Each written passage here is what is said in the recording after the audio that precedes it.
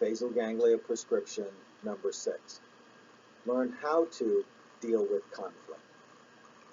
As with relationships between countries, peace at any price is often devastating for relationships between people. Many people are so afraid of conflict with others that they do everything they can to avoid any turmoil. This conflict phobia actually sets up relationships for more turmoil rather than less. Here are 4 typical scenarios of people who fear conflict. 1.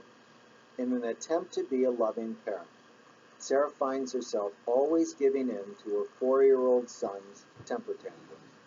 She is frustrated by how much the tantrums have increased in frequency over the past year. She now feels powerless and gives in just to keep the peace. 2. Billy, a 10-year-old boy, was bullied by a bigger 10-year-old named Ryan. Ryan threatened to hurt Billy if he didn't give him his lunch money. To avoid being hurt, Billy spent the year terrified by Ryan. 3. Kelly found herself feeling very distant from her husband, Carl. She felt that he always tried to control her and treated her like a child. He would complain about how much money she spent, what she wore, and who her friends were. Even though this really bothered Kelly, she said little because she didn't want to fight. However, she found that her interest in sex was non-existent. She often felt tired and irritable, and she preferred to spend her free time with her friends rather than Carl. 4. Bill worked as a foreman for Chet's company for 6 years. Over the past 4 years, Chet had become increasingly critical of Bill and belittled him in front of others. For fear of losing his job, Bill said nothing. He became more depressed, started drinking more at home, and lost interest in his job. Whenever we give in to the temper tantrums of a child, or allow someone to bully or control us, we feel terrible about ourselves. Our self-esteem suffers, and the relationship with the other person is damaged. In many ways, we teach other people how to treat us by what we tolerate and what we refuse to tolerate. Conflict phobics teach other people that it is okay to walk all over them, that there will be no consequences for misbehavior. In order to have any personal power in a relationship, we must be willing to stand up for ourselves and for what we know is right. This does not mean we have to be mean or nasty. There are rational and kind ways to be firm, but firmness is essential. Let's look at how the people in each of the 4 examples could handle their situations in more productive ways that would give them more power and more say in their lives. 1. Sarah needs to make a rule that whenever her son throws a temper tantrum to get his way, he will not get what he wants, period. No exception.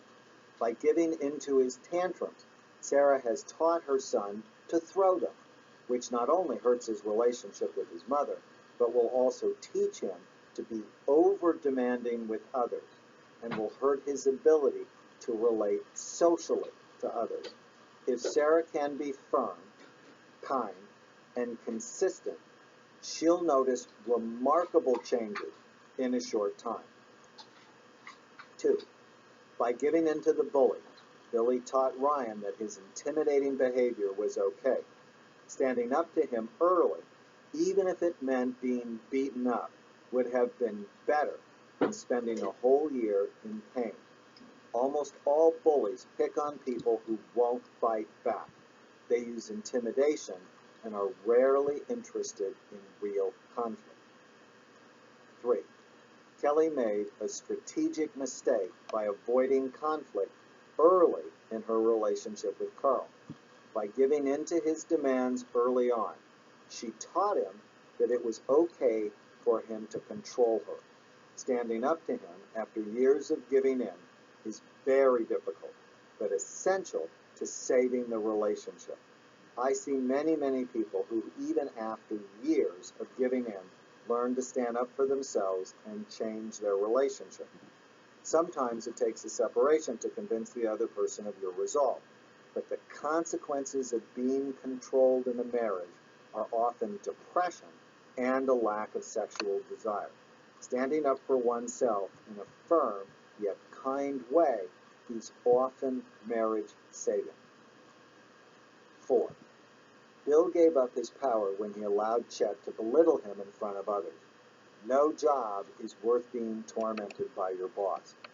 Yet most people find that if they respectfully stand up to their boss, he or she is less likely to walk over them in the future.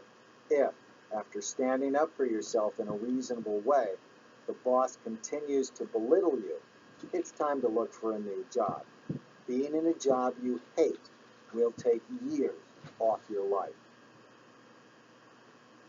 Assertiveness means expressing your feelings in a firm yet reasonable way. Assertiveness does not mean becoming mean or aggressive. Here are 5 rules to help you assert yourself in a healthy manner. 1. Don't give in to the anger of others just because it makes you uncomfortable. 2. Don't allow the opinions of others to control how you feel about yourself. Your opinion, within reason, needs to be the one that counts. 3. Say what you mean and stick up for what you believe is right. 4. Maintain self-control. 5. Be kind, if possible, but above all, be firm in your stance.